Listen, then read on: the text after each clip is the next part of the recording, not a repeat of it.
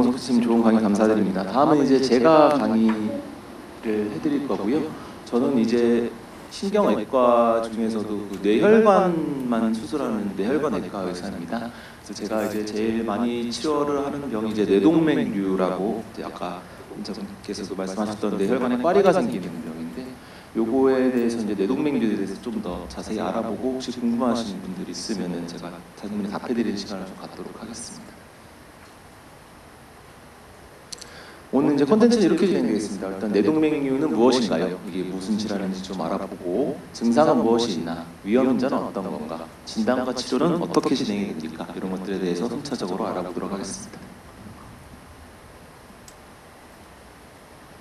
자, 뇌동맥류란 무엇인가요? 쉽게 말하면 뇌혈관의 벽이 약해지면서 이렇게 물집처럼 부풀어 오르다가 점점 풍선처럼 커지는 겁니다. 그래서 우리가 흔히 꽈리라고 그러죠. 예, 혈관벽이 약해지면 풍선처럼 부풀어 올라 꽈리를 만든다. 요걸 이제 우리가 뇌동맥류라고 하는데, 요거는 신기한 게 증상이 없습니다. 대부분. 물론 터지면은 뭐 극심한 두통을 유발한다든가, 아니면 뭐 의식이 처진다든가, 돌아가신다든가, 뭐 이런 여러 가지 원인 큰 일로 생기지만, 터지기 전에는 증상이 없어요. 그러니까 어떻게 보면 좀 시한폭탄 같은 거라고 얘기를 하죠. 그래서 우리가 이제 건강검진하면서 내 혈관 사진을 찍고 이런 것들을 하는 이유가, 물론 뭐 혈관이 좁아져 있거나 이런 걸 찾는 원인 이유도 있지만, 이렇게 부풀어 올라서 꽈리를 만드는 게 있나, 이런 거를 찾는 원인이 이게 검사의 원인이기도 합니다. 이런 식으로 이렇게 터지는 경우가 생겨요. 있다가 뻥 터지면 굉장한 출혈이 생깁니다. 이게 터지게 되면 이거는 동맥이 찢어지는 거예요. 그렇죠? 우리 뭐 막 속몸만 그어도 피가 막 천장까지 뿜어져 나온다고 하잖아요. 그러니까 엄청난 출혈이 생기는데, 이제 그거보다 굵은 혈관이 머릿속에서 터진다고 생각을 하면 어마어마한 출혈이 생길 겁니다. 그런 거를 일으키는 무서운 병이라고 하겠습니다. 여러 군데 생길 수 있어요. 머리 혈관이 가는 것에는 다 생길 수 있습니다. 뇌가 있고, 이건 이제 뇌를 아래에서 위로 쳐다보는 모양입니다. 뇌가 이렇게 있고, 또 뇌 아래 기저부 쪽에 이렇게 혈관들이, 부은 혈관들이 지나가는데, 뭐 이런 척추동맥에 생기는 경우도 있고, 이런 뭐 중뇌동맥, 전뇌동맥, 이런 여러 가지 위치에 생깁니다. 그래서 생기는 위치는 다양하다. 하지만 이 중에 이제 잘 터지는 위치가 몇 군데 있어요. 똑같은 크기의 동맥류여도 어디 있는 동맥류는 잘 안 터지고, 어디 있는 거는 터져도 크게 문제가 되지 않는 것도 있고, 어느 위치에 있는 건 정말 이건 잘 터지고 커지는 경우도 많고 위험한 위치다. 그래서 위치별로 다르기 때문에 동맥류가 있다고 해도 꼭 다 예후가 모두 같은 것은 아닙니다. 혈관벽이 약해서 부풀어 올라 있는 경우, 이제 꽈리가 있는데, 여기 터질 경우에 지주막하 출혈이라는 뇌출혈이 발생을 하게 됩니다. 우리가 지주막이라고 하면 좀 어렵죠. 이 지주막이라는 공간은 뭐냐면, 우리 뇌를 보면 이제 쉽게 얘기하면 뇌가 있고, 뇌가 이렇게 플라스틱 랩 투명한 비닐로 이렇게 쌓여 있어요. 그리고 그 뇌와 비닐 사이에 물이 이렇게 들어있다고 생각하시면 됩니다. 그러니까 비닐봉지 안에 물을 넣어놓고 안에다가 뇌를 푹 빠뜨려 놓은 거예요. 우리 머릿속은 그렇게 돼 있는데, 이 지주막이라는 게 이제 그 비닐봉지예요. 그러니까 그 지주막 하라는 거는 이 뇌를 물에 담가서 싸고 있는 비닐 아래 출혈이 생긴 거죠. 그러니까 굉장히 넓은 부위로 퍼져갑니다. 그 물을 따라서 쫙 퍼지니까 굉장히 광범위한 다량의 출혈이 생기게 되고, 그래서 터지게 되면은 이거는 사망률이 50%입니다. 뭐 물론 병원에 오지 못하고 그냥 현장에서 사망하는 사람들 다 포함이고요. 진단을 받았다 하면 사망률은 50%. 우리가 이제 원인 모르는 급사 있죠. 갑자기 멀쩡한 사람이 갑자기 다음날 막 돌아가신 채로 발견이 되고, 막 이런 일들이 간혹 왕왕 생기는데, 뭐 여러 가지 원인이 있을 수 있지만 제일 흔한 원인 두 가지는 심근경색과 요구입니다. 지주막하 출혈. 심장이 갑자기 막혔거나 혈관이 갑자기 터졌거나, 뇌혈관이 갑자기 막혀서 갑자기 죽는 경우는 흔하진 않아요. 물론 있을 수는 있지만 큰 동맥이 맞으면. 근데 요거는 굉장히 높은 확률로 돌아가실 수 있습니다. 굉장히 무서운 병이에요. 뇌 CT 사진을 보면, 이게 이제 정상 CT입니다. 이게 어떻게 보냐면, 여기 눈이고 코고 뒤통수예요. 그러니까 이렇게 잘라가지고 위에서 아래로 본 사진이죠.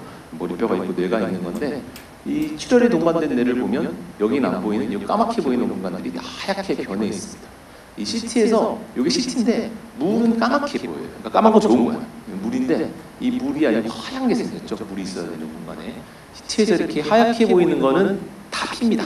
네, 이거는 뇌가 그냥 하얀 게 여기 없던 게 여기저기 다 생겨 있죠. 뇌가 전체가 다 피에 절어 있는 거예요. 여기 정상뇌입니다. 수술 들어간 사진 제가 직접 가지고 온 건데, 이쁘게 생겼죠? 예, 빛도 반딱반딱 나고 노랗고 빨갛고 이렇게 되게 건강하게 생겼습니다. 요거는 제가 이 주주막하 출혈 생긴 사람의 뇌를 수술할 때 들어가서 찍은 거예요. 구분이 안 가죠. 뭐가 뭔지. 그냥 다 시뻘게 다 출혈에 완전히 피에 절여 있어요. 이만큼 이런 출혈을 일으키는 무서운 질환. 증상이 무엇입니까? 대부분의 비파혈성 동맥류는 증상이 없습니다.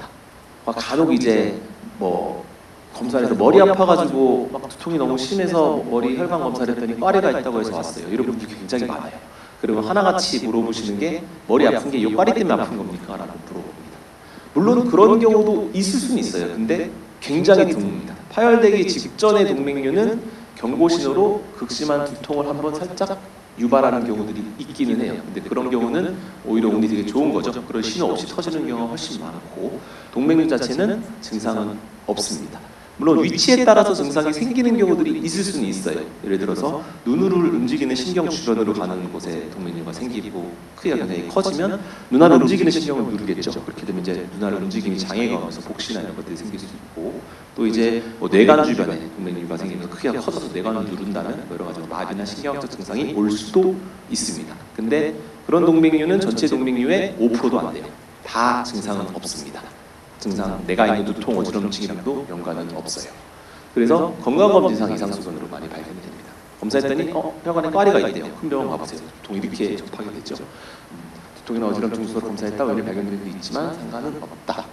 만약에 이게 터지게 되면 저도 뭐 터진 거를 제가 겪지 못했으니까 제가 직접 겪은 고통은 아니지만 이 지주막하 출혈을 겪고 회복하신 환자분들께 그때 어땠어요? 라고 물어보면 대부분 이렇게 얘기합니다. 가만히 멀쩡하게 있다가 뒤통수에서 갑자기 누가 내 머리를 도끼로 내리 찍는 것 같은 끔찍한 두통이 갑자기 찾아왔다. 요렇게 얘기를 합니다. 영어로 뭐 썬더클랩이라고 하죠. 천둥 머리 갑자기 꽝 치면서 두통이 온다. 두통 이렇게 얘기를 합니다. 우리가 그냥 찡하듯이 그냥 계속 신경 쓰시 아파요. 요런 두통은 아니에요. 이거는 겪고 나면 모를 수 없습니다. 이거는 겪는 순간 내가 뭐가 이상하게 생겼구나라고 직감적으로 알게 됩니다. 안재욱 씨가 수술했었죠? 2013년도에 미국에서 수술했습니다. 우리나라는 참 좋은 나라예요. 그래도 안재욱 씨 미국에서 이거 수술하고 3억 냈습니다. 3억. 우리나라에서는 환자 본인 부담금은 1,000만 원이 안 나옵니다. 보험이가 되기 때문에 굉장히 좋은 시스템이 되어 있는 나라에 살고 있죠. 물론 지금은 좀 시끄럽고 여러 가지 문제가 많긴 하지만 저희나 한국은 굉장히 이런 시스템은 잘 되어 있는 나라고 좋습니다. 위험인자를 살펴볼까요? 일단 특이하게 여자에 더 많아요. 여자가 남자보다 3배 더 많이 생깁니다. 신기하죠? 왜 그런지는 잘 몰라요. 근데 아마 뭐 호르몬이나 염색체 이런 것들과 연관이 있다고 생각을 합니다. 가족력이 조금 있습니다. 유전이 되는 건 아니지만 가족 내에 동맥류가 있는 사람들이 있다면 그 후손들, 부모들도 있을 확률이 높아요. 그리고 40대에서 60대에 제일 많이 진단됩니다. 물론 또 고령에 발견하는 경우도 있죠. 70대, 80대에 나오는 경우도 있지만 그런 경우는 대부분 젊었을 때 생겼던 동맥류가 그냥 큰 변화 없이 가다가 그때 처음 검사해서 발견을 하는 거예요. 보통 40대에서 많이 생기기 시작합니다. 그래서 요거 세 가지만 보면 제가 환자분들께 하는 결론이 있어요. 예를 들어서 막 70대 어머님이 오셨는데 따님이랑 같이 오셨어요. 근데 동맥류가 막 2-3개가 있어. 그러면은 저는 따님분한테 다 한번 검사를 해보시라고 말씀드립니다. 여성분이면 여자한테 많고 요 연령대 많이 생기니까 이거는 그래서 요 연령대 해당하시는 성별의 분들은 한 번씩은 뇌혈관 검사를 건강검진을 해보시는 것을 추천을 드리고요. 유병률은 3% 정도 됩니다. 3%는 꽤 높은 거예요. 30명 모아놓으면 한 명은 있는 겁니다. 지금 여기도 한 2명은 있겠네요. 그렇죠? 60명 넘게 있으니까 유병률은 병은 비교적 흔한 병이고 위험인자는 내가 조절할 수 있는 건 2가지입니다. 일단 고혈압이 있으면 잘 터져요. 그러겠죠? 혈압이 높으면 세게 때리니까 고혈압이 있으면 잘 터지고 흡연은 뇌동맥류 발생과 굉장히 밀접한 연관이 있습니다. 굉장히 높은 확률로 더 커지고 터지고 이런 것들이 잘 생깁니다. 이 2가지가 이제 내가 조절할 수 있는 인자. 나머지는 명확히 밝혀진 건 없어요. 내가 아무리 좋은 걸 먹고 운동을 열심히 하고 건강하게 산다고 해도 생길 사람은 생기고 안 생길 사람은 안 생깁니다. 하늘의 뜻인 거죠. 그래서 어쨌든 그러니까 그래도 내가 관리할 수 있는 위험인자는 있습니다. 그러니까 예를 들어서 내가 동맥류를 진단받았다. 근데 내가 막 담배도 피우고 있고 혈압 그냥 밥 먹고 있어. 이러면 안 돼요. 이런 거는 해야 됩니다. 내가 할 수 있는 일을 하고 그 다음에 다른 일들이 안 생기기를 바라야겠죠. 그리고 이제 기타 다른 혈관 질환이나 결체조직 질환 등의 질환이 있으면 유병률이 상승하는 경우가 있을 수, 위험도가 상승하는 경우가 있을 수 있어요. 진단은 어떻게 하나요? 단순 내 CT나 MRI로는 진단이 불가합니다.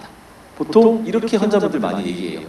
꽈리가 생겼어요. 여기 있습니다라고 말씀드리면 저 작년에 MRI 찍었는데 머리 아무것도 없다고 그랬는데 그럼 그 병원이 잘못한 건가요?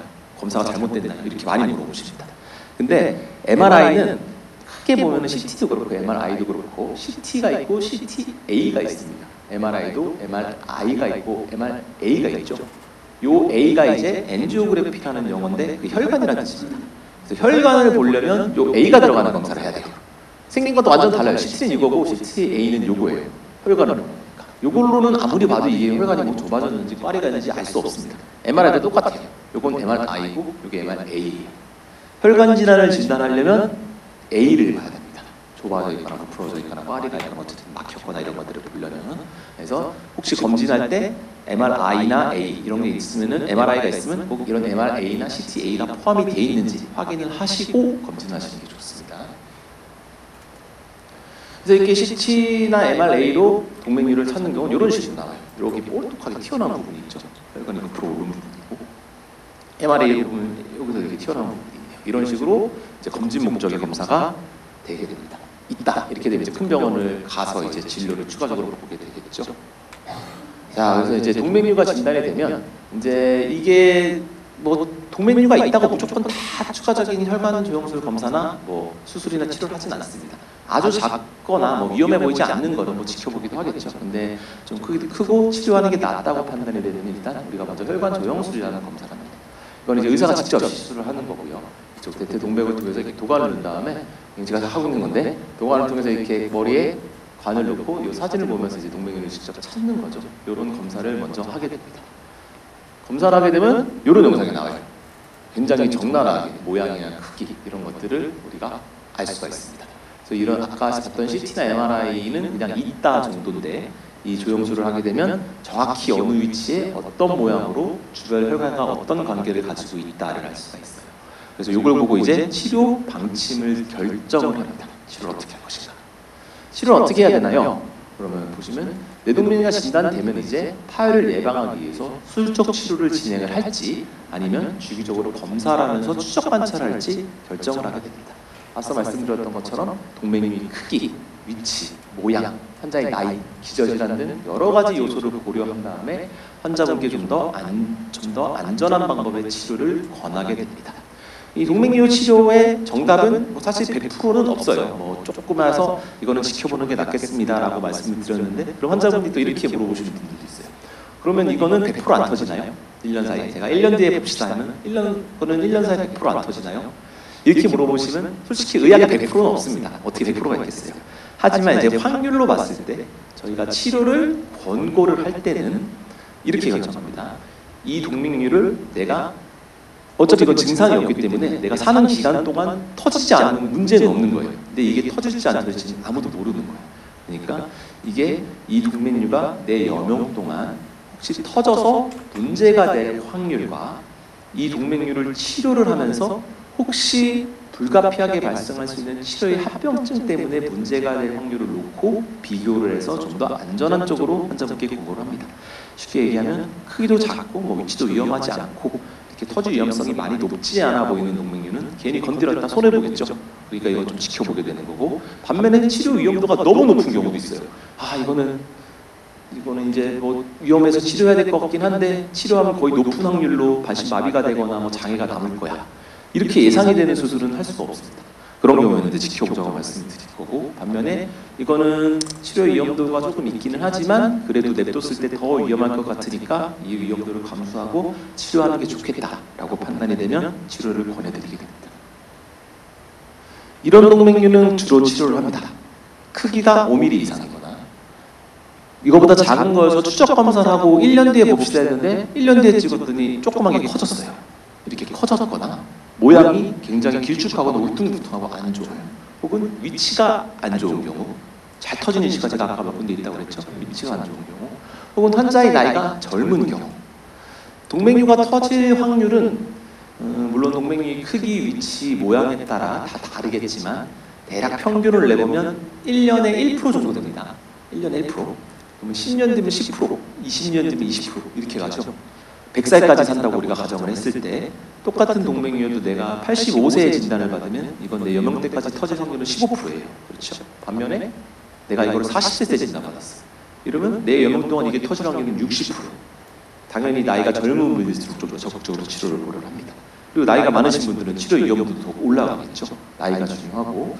혹은 또 동맥류가 내가 왼쪽에 있던 게 터졌는데 오른쪽에 또 생겼어. 이거는 오른쪽에 있는 것도 높은 확률로 터집니다. 그러니까 터진 과거력이 있으면 적극적으로 치료를 해야 되고, 또 한 사람이 여러 개가 있거나 가족력이 있거나 이런 경우에도 좀 더 적극적으로 치료를 하게 됩니다. 이런 경우에는 조금 지켜봐요.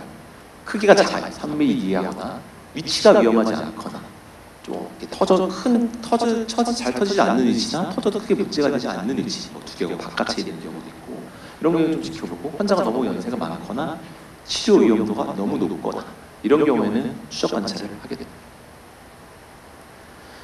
자, 처음에 봤더니 이렇게 조그맸어요. 1년 뒤에 CT를 다시 봤더니 요만하게 이렇게 커졌어. 그렇죠? 혈관 정수에서 봤더니 이렇게 볼록하게 튀어나온 게 있습니다. 그래서 이거는 치료를 이렇게 했죠. 포위색 저술 안에 막아버렸더니 없어졌어요. 보통 이런 식의 치료 프로세스를 진행하게 됩니다. 그렇다면 이제 치료는 어떻게 하나요? 큰 틀에서 보면 치료 방법은 크게 두 개가 있어요. 머리를 열고 하는 수술과 머리를 열지 않고 이쪽 대퇴 동맥을 통해서 혈관 내려가는 중재적 시술 두 가지가 있습니다. 개두술 및 클릭 결찰술이라는 게 이제 머리를 열고 하는 뇌 수술이고요. 중재적 색전술이 이쪽 머리를 열지 않고 아까 보면 동맥 내로 들어가서 혈관 내에서 치료하는 방법입니다. 흔히들 이 두 가지 방법을 얘기하면 이렇게 얘기합니다.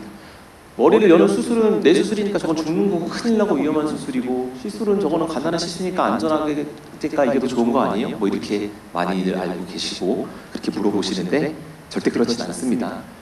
공식적으로 나온 데이터에서 클릭 결찰술과 중재적 포위색전술의 위험도는 차이가 없습니다. 똑같고, 다만 동맥류의 크기, 위치, 주변 혈관과의 관계 이런 거에 따라서 어떤 거는 머리를 열고 수술하는 게 더 좋은 게 있고, 어떤 거를 머리를 열지 않고 시술로 해결하는 게 더 좋은 방법이 있습니다. 완전히 달라요. 이거는 그리고 뭐가 더 좋다 나쁘다의 영역이 아니고 전문가의 영역입니다. 잘 고려해서 결정을 해야 되기 때문에 보통 저희 같은 경우는 검사를 다 한 다음에 정확히 파악을 해서 환자분께 좀 더 예후가 좋은 치료를 권해드립니다. 그러니까 똑같은 동맥류여도 어떤 분들은 머리 열고 수술하고 어떤 분들은 시술을 하고 이렇게 하는 거예요. 뭐가 더 좋다 나쁘다는 없습니다. 개두술 및 클릭 결찰술입니다. 머리를 열고 들어가면 이게 이제 제가 수술한 사진 실제로 가져온 건데, 이게 뇌혈관이거든요. 이게 뇌고, 이거 시신경이고 뇌혈관인데, 여기에 이렇게 혈관이 나가는 부분이 동그랗게 튀어나와 있죠. 이게 이제 되게 위험해 보이죠. 보기만 해도 이렇게 탄탄해야 되는데 굉장히 얇아져서 시뻘겋게 부풀어 올라 있어요. 이런 거에다가 이제 이 금속 클립으로 딱 물어가지고 쪼매버리는 거예요. 이런 식으로. 이렇게 되면 이제 이 안으로 피가 안 들어가니까 터질 확률이 없어집니다. 이게 이제 개두술 및 클릭 결찰술이라는 수술 방법입니다. 이제 이거는 이제 중재적 색전술 중에 코일 색전술이라는 방법이에요. 이런 식으로 꽈리가 있으면 이 꽈리를 속에다가 이렇게 혈관을 통해 들어가가지고 미세한 도관을 넣고, 도관을 하나 더 넣어서 스텐트를 지지해 준 다음에 이 도관을 통해서 안에 금속 코일을 풀어 넣어줘가지고 안에를 폐쇄시켜서 막는 방법입니다. 이렇게 꽈리가 있으면 안에 폐쇄해서 막게 되면 이 안으로 들어가는 피가 없어지겠죠. 이런 방법을 하는 게 이제 코일 색전술이고요. 이거는 이제 중재적 색전술 중에 이제 웹 색전술이라는 방법도 있습니다. 이거는 뭐 비교적 최근에 나온 치료법이고, 이렇게 목이 넓은 동맥류 같은 경우에는 아까 본 것처럼 이렇게 코일을 예쁘게 말아넣어서 이런 혈관에 침범 없이 동맥류만 폐색하는 게 사실 어려워요. 그리고 목이 넓은 동맥류는 재발하는 경우도 많습니다. 그래서 이런 걸 해결하기 위해서 나온 장비고, 이렇게 촘촘히 망개트진 금속우리 망 같은 이런 바구니를 안에다가 딱 풀어넣어서 위치시킵니다. 그러면 이렇게 위치시킨 직후에는 이게 이제 수술 전 사진이고, 이렇게 꽈리가 여기 있죠? 여기다 이제 금속 바구니 놓은 거예요. 이렇게. 직후에는 이렇게 피가 차지만 6개월 뒤에 봤더니 싹 없어져요. 이런 식으로 치료하는 게 이제 웹색전술이라는 시술입니다. 이거는 비교적 재작년에 우리나라에서 치료하기 시작했고요. 전 세계에서는 한 10년 정도 됐는데, 원래 우리나라가 이런 신장비들이 제일 늦게 들어와요. 우리나라에서는 임상실험을 딴 나라에서 다 하고 안전하다고 판단이 되면 들어옵니다. 그래서 우리나라에서는 재작년부터 치료를 하기 시작했고, 저희 병원에서는 활동 굉장히 많은 케이스를 이걸로 치료하고 있습니다. 그리고 이제 이거는 이제 뇌혈로 전환 스텐트라는 거예요. 이건 이제 굉장히 크고 10mm 이상의 동맥류나 박리성 뇌동맥류나 이런 것들, 동맥류가 여러 군데 한 혈관에 있거나 이런 경우에는 아까 본 것처럼 코이색 처치냐 이런 걸로 다 채워넣기에는 재발률도 높고 시간도 오래 걸리고 위험도도 올라가기 때문에 이렇게 굉장히 촘촘한 스텐트를 설치해서 혈류의 방향을 이렇게 들어가는 것을 이렇게 전환을 시켜줍니다. 이 상태로 오래 지나면 신기하게 없어져요. 이 사실은 뭘까요? 이렇게 큰 파리가 있었죠? 이렇게 스텐트를 설치하고 6개월 뒤에 봤더니 싹 없어졌어요. 이런 식으로 치료하는 방법도 있습니다. 그래서 다양한 치료 방법이 있고 동맥류의 크기 위치에 따라 치료 방법도 모두가 달라요. 여러 가지 방법들로 이런 식으로 치료합니다. 호의색 전술, 클릭결찰술, 이거는 이제 색전 물질을 넣어서 막은 거고 이런 아까 봤었던 그 뇌혈류 웹 색전술이라는 이런 방법으로도 치료를 다양한 방법으로 최신 치료를 저희 병원에서 현재 하고 있습니다. 뇌동맥류 치료 후에도 이제 재발 가능성이기 때문에 주기적으로 추적 관찰을 해야 되고요. 보통 1, 2년에 한 번씩 CT나 MRI로 확인을 합니다. 재발은 이제 치료 부위에 다시 또 생기는 근위부 재발이 있고 전혀 다른 세로에 또 새로운 동맥이 생기는 원위부 재발이 있어요.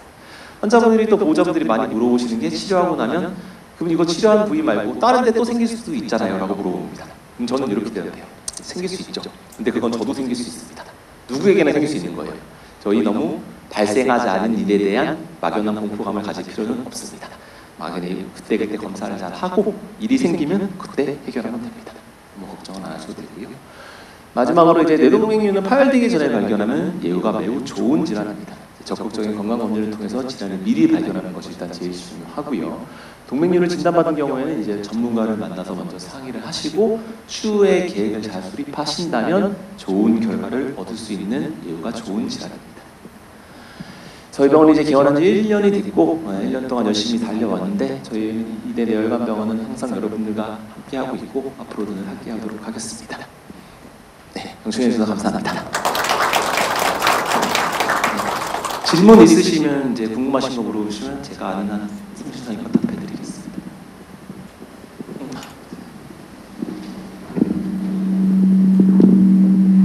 저기 수술적 처치를 안 해도 작아지거나 없어지는 경우가 있나요? 없습니다.